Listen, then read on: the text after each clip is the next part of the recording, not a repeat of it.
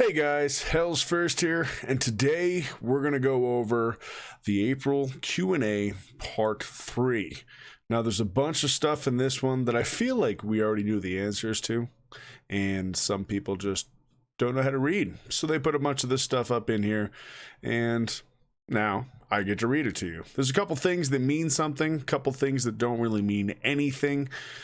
And we're going to go ahead and read them right here from the website so that you can see everything. So first, Janitza asks, Death, we know that upon dying, there's a chance that some of your items are lost and are converted into crafting materials. Why not drop these items whole instead, and whoever loots the item gets to choose whether they prefer to keep it as is or convert it into materials by salvaging it. And they responded with, this mechanic was introduced to prevent the trading of BOP items among players. Well, they already answered this in the Q&A part 2 when they said that if you kill somebody, they can drop an item. If they drop a bind on pickup item, it gets destroyed and turned into materials. It didn't say that for every item, just the bind on pickup ones. But people don't listen. So next, we've got naval. We've seen swimming already. Are there going to be any actual naval content? Building your own ship, sailing around the world. And they said, we do have lots of interesting ideas for naval content. We'll share more on that after the release. So in 2022. Then Bandit Keith here said, hey, are you going to give specs multiple types of stat scaling so that off builds are possible? It would make each hero even more interesting if as well as have 3 specs. Some of those specs can be built, played in more than one way. Now, this is a good question. And they said, yes, this is actually how it works in Corepunk already. Different stats enhance different build paths within the same specialization. Which will be fun with the stat scaling, right? Then we got, when will the new forum update go live? Really looking forward to these new features. Jeez, can't speak tonight. And they said the updated versions of the forum and the website are coming soon. Stay tuned. I don't know why he's asking about that. I mean, I'd rather know about the CBT and release date and more about the game that we don't know, but teach their own. KTiz said, since the game is isometric, what view options will we encounter, especially lore-wise or on other occasions, like zoom in for screenshots of a character or other screens-out-worthy situations, like boss kills, compared to the following examples. A, for example, Hades has such a system. When you walk towards a certain edge, your view will expand and offer a greater picture of the scenario like this. B, Warcraft 3, zooming in allowed to see the game from another angle but still not complete 360 degrees. Notice Fog of War still enabled. And they said, we have an option to zoom in with a slightly different camera angle. We'll also have a photo mode which will hide all UI elements when enabled. So I'm guessing the camera angle they're talking about is that one where it's like, and it slowly comes down and like tilts to the side so that you can see a little more. That's what I'm guessing, but it's cool to have, you know, especially for doing stuff like what I'm doing right now. If I'm going to make a video of my character, and I want to show you real quick in the beginning just how much of a badass he is, I'm going to zoom in on him. All right, so then we got ThreadSafe said, hello. Will you be gating content through gear score? Can't enter without it. It's what gating means if you didn't know. And if so, how will you prevent the toxic gameplay of only upgrading items for gear score even if the items themselves are bad for your class or spec? Will gear score for items always be static, or will the guided random system affect it somehow? An example, one item with different roles can be different power for the gear score metric. And they responded with something I like. Game content won't be gated by gear score, which is awesome. Which means a level 1 little bitch can walk into the best raid in the game. He's going to get murdered, but he can do it. However, this may not be the case for guilds and parties, which may have certain requirements regarding which players can be invited to a guild or a party. Gear score determines the gear level only by the total number of stats.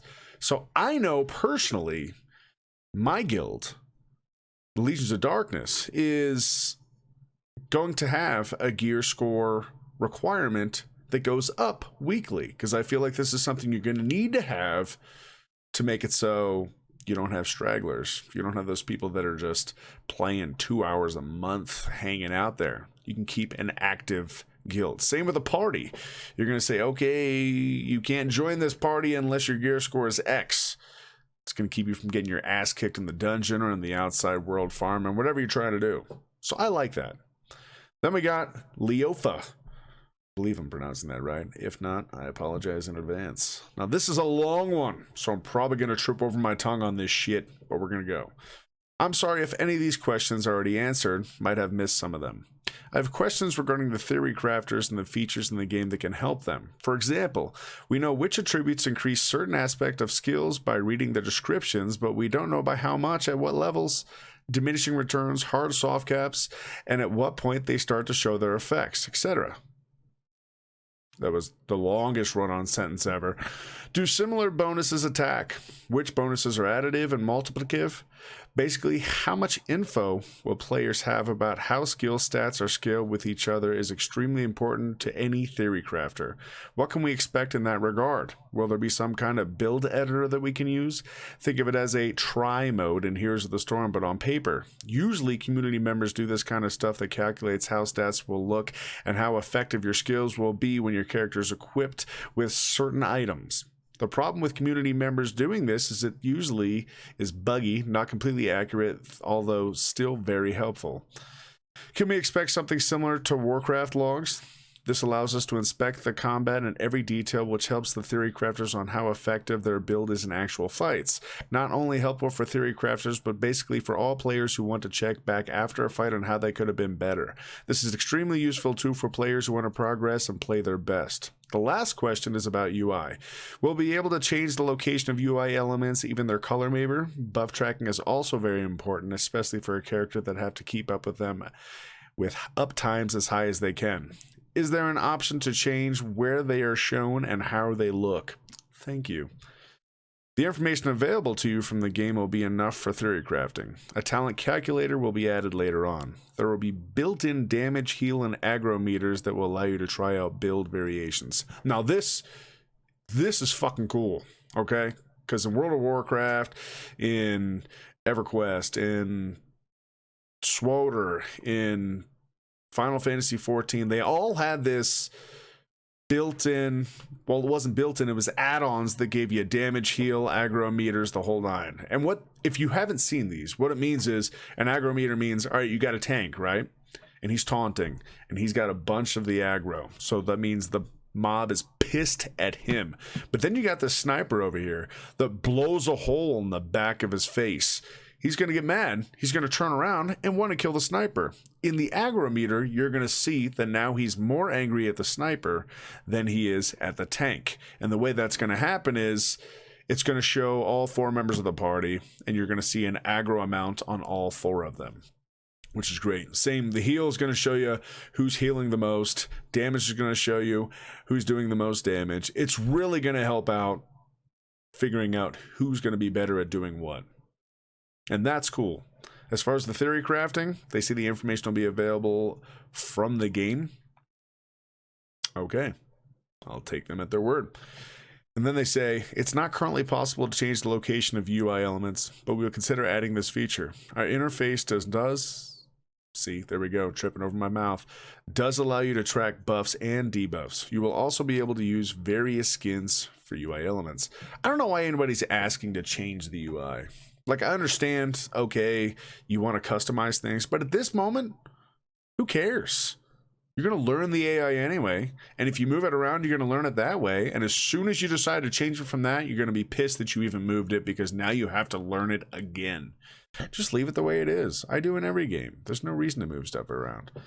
All right, so we got Pizza Reads Poetry. Hello there. Can you give me more details about the enchanting system? I know you don't want to spoil everything, but it really worries me as I want to see if it's going to be an RNG system, like Korean MMORPGs, or something unique that doesn't require all your time and money on it. And they say you can enchant items using special consumables. Bonuses are not randomized. You'll always know what you're getting from an enchantment. That's awesome, but I feel like we already knew that. So, how good is game optimized? Very generic credit. question. But as a fan, I want to know if Artificial gives a damn about performance and bugs. Okay, I'm going to stop this right now and say, who asks this question? Who? Like, seriously, this is questions to be asking about what's coming in the game, how systems are going to work, and you decide to ask, is it going to be optimized? Seriously. That's like going into Red Robin and saying, are your burgers going to be cooked? Right? What the fuck? I don't know. This is one of those questions I was talking about where it's just worthless. There's no need for it. But they said game optimization is one of our key goals. That's why we're working closely with the Unity team on a daily basis. However, only the community will be able to truly assess how well the game is optimized. That's about the best you can answer a question from someone like that. I mean, I think they did a good job. So based on that, whether they're lying or not, I'm going to give them a chance to say, yeah, it's going to be pretty fucking optimized.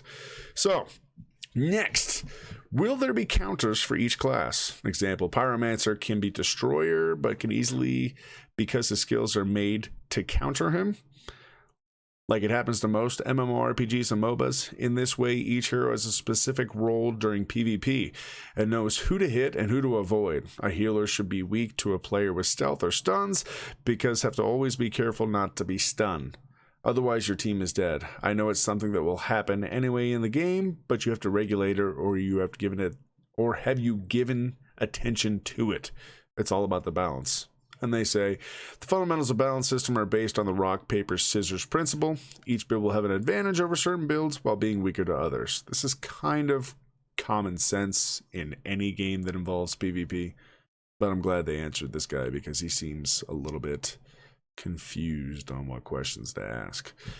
Then we go on to Jeddah. When we make an object, could we obtain different rarities like normal, epic, etc.? They said, yep.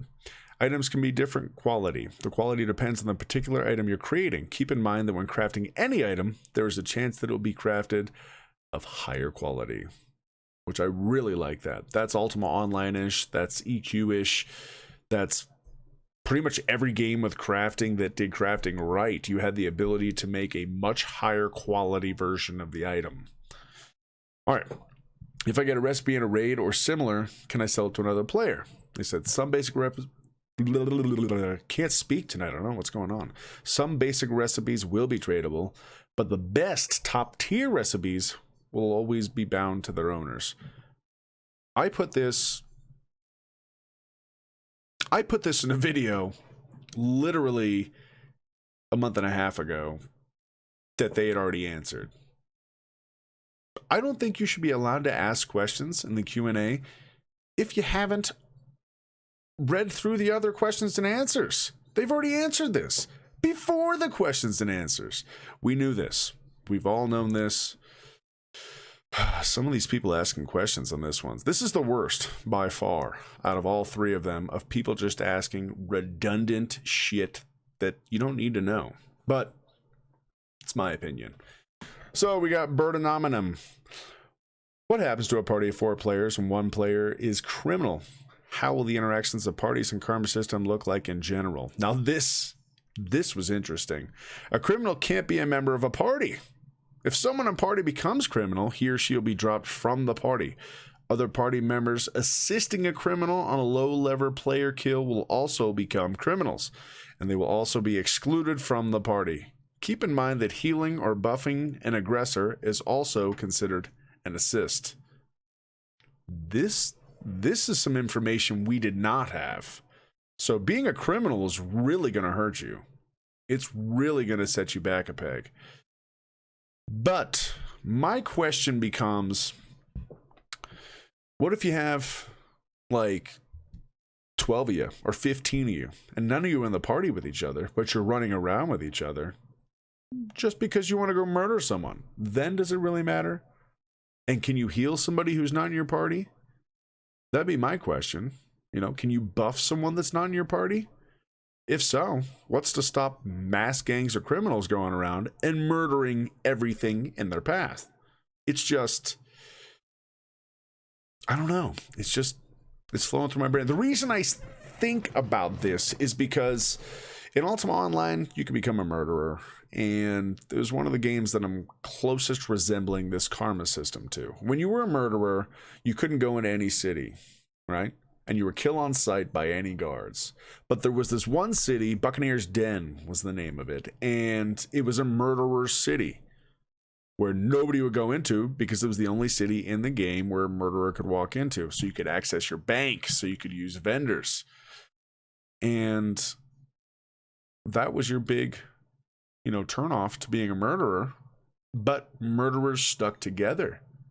Even though they weren't allowed to do a lot of stuff at the same time with each other, they would stick together to murder together. Which, I don't know. Just a question. We'll see. Then we go, how far will this modification of classes combined with class-specific items go? Equipping a certain dwarf engineer weapon would change the behavior of the basic towers. Instead of basic towers, you got 3 towers to place, but with smaller range.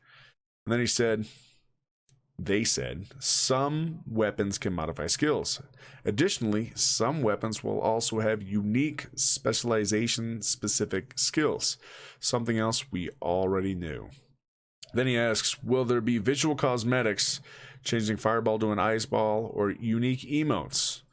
And they said, visual cosmetics for abilities will be available in Corepunk. We will also have unique emotes. I'm pretty sure they told us that before as well. Then we've got, will open world random solo PvP be possible? I mean, roaming. And they say, in our view, open world PvP is comfortable for solo players and small groups. We don't want to encourage Zerg style tactics. I do. I want to see how it works. Guild Wars, I'm pretty sure, are going to be insane across the entire world, but we'll see what happens. Then we got Shivo says, will talents or other systems significantly alter how a character's abilities work without changing the core class fantasy? Example of the archer from gameplay had a talent that made volley create an area where arrows would rain for several seconds instead of only the initial arrows, and another path that might make it so it slows enemies hit by the arrows. And they said, talents will greatly influence the overall development of your class. Meanwhile, weapon specializations and some weapons will allow you to enhance or change the mechanics of a particular ability. This is awesome. The changing the mechanics of a particular ability, who knows what you're going to be able to do? I mean, you could make any class do anything at this point. I like that. I really like that. Okay, in WoW, some of the best content I played was the Warlock Greenfire Quest or the Mage Tower, which was challenging content. Only about 10% of the player base was able to complete and only gave cosmetic rewards. Are there any similar challenges planned for Corepunk? And they say, we're planning to have a raid, party, and solo content which only a few players will be able to complete. That's going to be the guild Legions of Darkness, fellas. That's my guild. We're going to do all of this. Moving on to Nidbuyer. Will the jump mechanic allow you to dodge PvP or PvE attacks? No, it will not. Good to know. Let's stat plays. Will the dungeon be instantiated? He wants to know if it's going to be an instance, but I don't know. I think the word's completely misspelled, or I'm just retarded and can't say it. But they said each party will have its own instance of a dungeon. There will, however, be a smaller number of dungeons that will allow 2 opposing parties to enter a single instance at the same time, which is cool. But we already knew they were all going to be instances. They already said this. So, will the game have separate channels or servers? Okay, this is somebody that's never played an MMO. Why would you even ask this question? Why? We'll use the Red Robin example again. Will Red Robin have more than one server? More than one waiter or waitress? Of course it fucking will.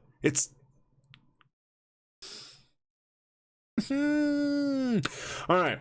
So they said we use a realm system. Each realm will hold thousands of players. We don't have a channel system that allows players to switch channels independently. However, our system does provide for the creation of new channels under peak load conditions in certain areas of the map in order to avoid server crashes.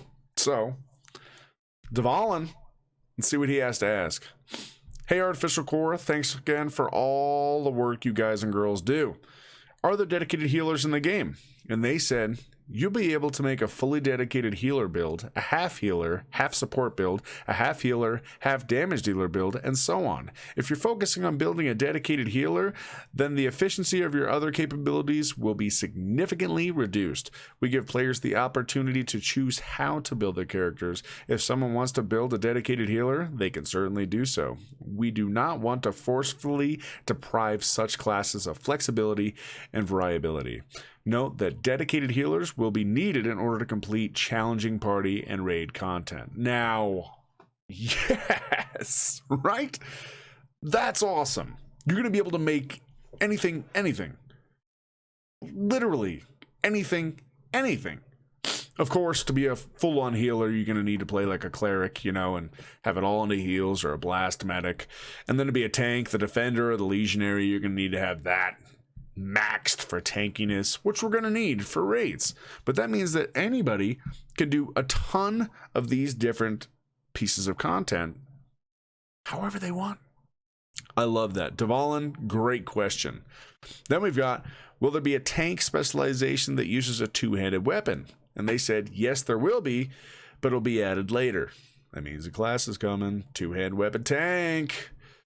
Then another one. If I'm inside an instance dungeon with a full party and we kick one because he ninja looted, can we then kill him because of the open world PvP, or is PvP not allowed instanced? And then they said, players kicked out of your party will remain your allies until they leave the dungeon. While you're in the dungeon, you won't be able to kill these players, but you can always try to find them in the open world. Now that is disappointing. So they stay in your dungeon when you kick them?